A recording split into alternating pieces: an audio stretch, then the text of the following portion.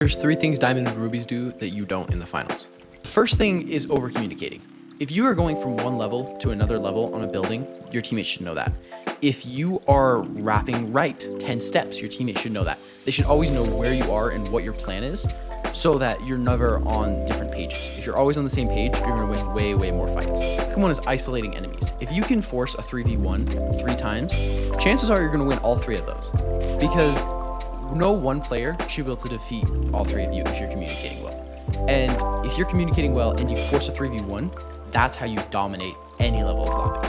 Yes, a really good player is gonna be able to win that 1 in 3 times, but that's way better than taking a 50-50 chance against a team who could be better than you. If you can force 3v1s, it's way better than a 3v3 or even a 3v2. The last one is knowing the strengths and weaknesses of your team composition and gadgets.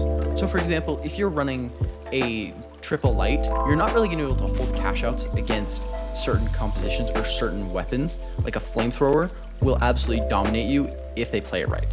So assume that your enemies are really good and know what your weaknesses are so you can force situations that don't hurt those weaknesses.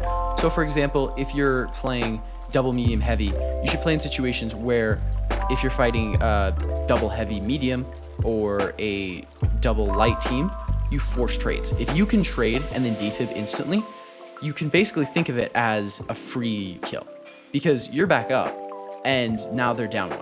So even if you trade 1-on-1 and you both defib, guess who has another defib?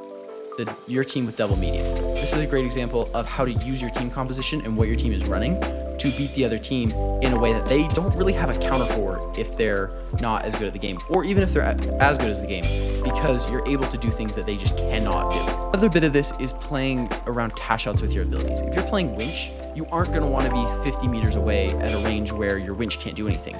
You'll want to probably be 20-25 meters away in a place where they'll have a hard time blocking it off.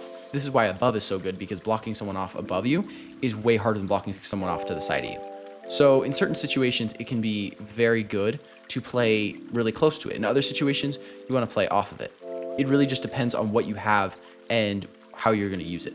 So if you have C4, that's a great way to play 30-40 meters off of it because you can drop it and then they have to reset. This is also true with Gravity Vortex or Breaching Charges. You can rank up, get better, or do a fashion contest. You should check out the Discord in the description. Otherwise, respect you to do that. Hope you have an amazing day.